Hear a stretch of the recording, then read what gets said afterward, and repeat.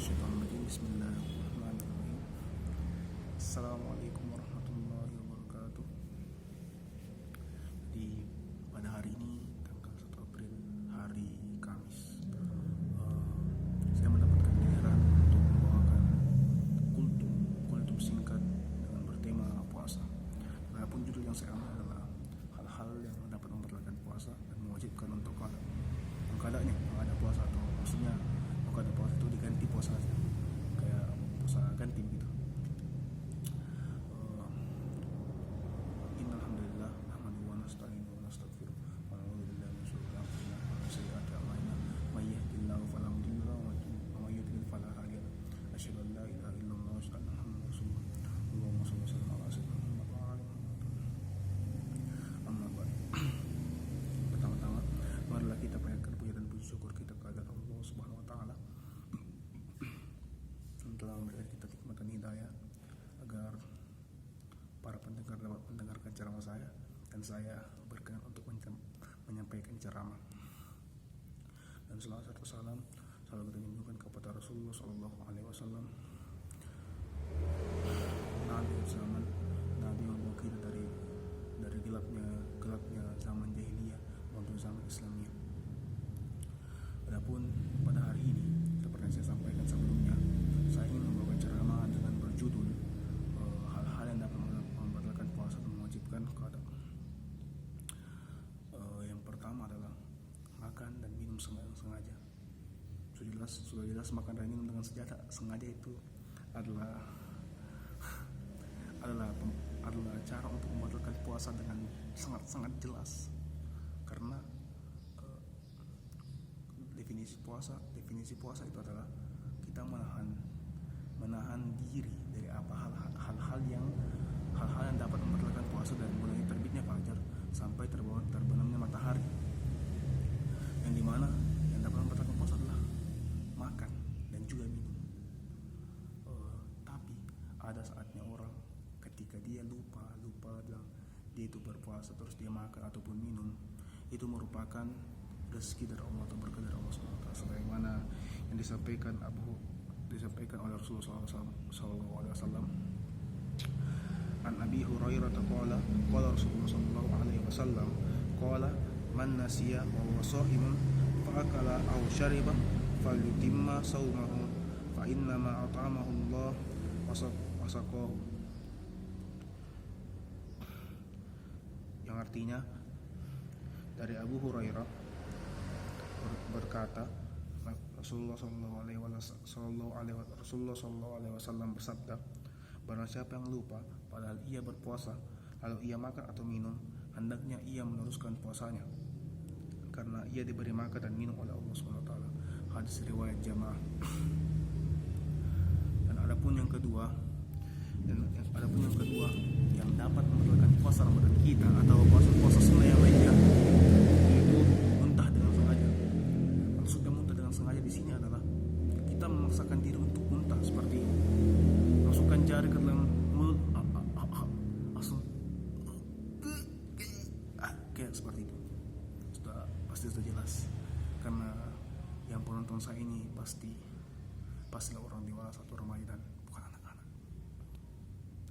Karena di sini ada dalam hadis yang diriwayatkan oleh Abu Hurairah, an Nabi Hurairah qala Rasulullah sallallahu alaihi wasallam, man nara'ahu al-qai'u falaysa alaihi qada'un wa man istaqa'a amdan falyaqdi. Yang artinya, barang siapa didesak muntah, ia tidak wajib mengqada. Orang didesak muntah itu kayak harus muntahku, tidak wajib untuk mengqadanya.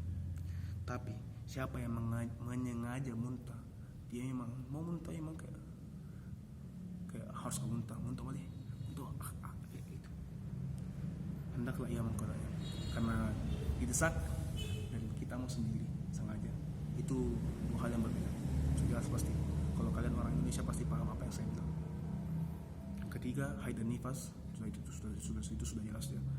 Yang keempat, mengeluarkan mani atau sperma. Bagaimana kalau orang yang mimpi basah? Kalau mimpi basah itu tidak apa-apa ya, tidak apa-apa, harus tetap melanjutkan berpuasa. Karena apa?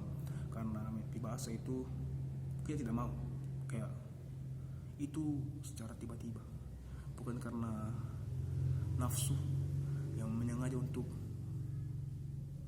mengeluarkan sperma kayak seperti itu. Mimpi basah, intinya mimpi basah itu kan di luar kendali kita. Kita juga tidak bisa mengendalikan mimpi basah karena apa namanya, ini semua hal yang di luar kendali kita yang kayak mimpi basah keluar batal puasa kok, tidak, itu tidak masalah puasa ya. Masalah tetap lanjutkan puasanya. Juga yang kelima, memasukkan bahan yang bukan makanan ke dalam perut melalui jalan yang biasa, seperti banyak makan garam. Saya itu tidak terlalu paham ini, tapi saya hanya baca buku. Menurut ulama hal itu membatalkan puasa. Maksudnya kita sebenarnya secara langsung kita itu makan itu ya, menurut saya definisi makan itu adalah memasukkan sesuatu dalam mulut, dikunyah ataupun tidak dikunyah, tertelan makan. Itu juga minum, termasuk minum. Tapi kalau minum itu lebih ke cairan ya, kayak cairan, minum air, jus dan semacamnya, boba. Meniatkan, yang keenam adalah meniatkan berbuka. Maksudnya meniatkan berbuka di sini, kita itu sedang berpuasa, kita itu lagi berpuasa. Pada saat jam-jam 12 atau jam-jam 4 lah, jam 4 sore, dia sedang buka nih. Itu sebenarnya bukan buka ya, karena ini itu berasal dari hati. Kayak kita justru kayak kita kan berniat berpuasa, tapi kita juga berniat untuk berbuka. Tapi meskipun saat yang bersamaan, tapi saat kita menjalankan puasa antara terbitnya fajar sampai terbang matahari, kita sedang berniat untuk berbuka. Saya sedang berniat untuk berbuka puasa. Seperti itu.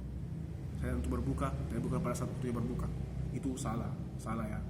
Karena kita kita menyalahi niat berpuasa kita. Karena seharusnya itu pada saat berpuasa, orang berbuka itu pada saat terbenamnya matahari. Yang ketujuh, makan, minum, dan bersenggama karena menduga bahwa matahari telah terbenam atau fajar belum menyingsing, kemudian ternyata bahwa dugaan itu salah. Maka menurut jumhur ulama, dan maksud dalam imam yang empat ini maksudnya adalah imam seperti Imam Syafi'i, Imam Maliki, seperti itu. Ia wajib mengqadanya. Tapi ada juga sebagian orang yang berpendapat bahwa puasa itu sah dan tidak perlu mengqada. Hal ini berdasarkan firman-Nya Allah Subhanahu wa taala, dan tidak ada dosa atasmu jika kamu khilaf tentang itu, tetapi yang ada dosanya apa yang disengaja oleh hatimu. Quran surah Al-Ahzab ayat 5. Juga karena sabda Rasulullah SAW, sesungguhnya Allah tidak membebani umatku mengenai hal yang tersalah. Dan bersenggama ini maksudnya adalah kita itu berhubungan badan ya, pada saat berpuasa. Pada saat berpuasa bukan pada saat bulan puasa. Maksudnya pada saat berpuasa kita itu sedang berpuasa dari pagi sampai malam, sampai maghrib, sampai terbenam fajar. Kita tuh melakukan hubungan badan, kita tuh melakukan seks. Seperti saya katakan sebelumnya, mengeluarkan manut sperma. Memang siapa di sini yang berhubungan badan tapi dia keluar spermanya? Pasti semuanya keluar spermanya ya. Jadi itu dari saya. Kalau ada kurangnya mohon dimaafkan, karena kebanyakan itu orang yang dimaafkan adalah yang kurang, yang salah ya, yang salah. Kalau ada salahnya pastilah itu karena kesalahan saya. Kalau ada benarnya itu pasti datang dari Allah Subhanahu wa taala. Sebenarnya saya hanya memperlama saja. Sebenarnya ceramah saya sangat pendek. Sekian dari saya. Wabillahi taufiq wal hidayah. Semoga semua pendengar saya, pendengar video saya ini, pendengar ceramah saya selalu diberikan satu Allah Subhanahu wa taala, dan berikan hidayah untuk mendengarkan ceramah yang lebih baik daripada saya. Wabillahi taufiq wal hidayah. Assalamualaikum warahmatullahi wabarakatuh.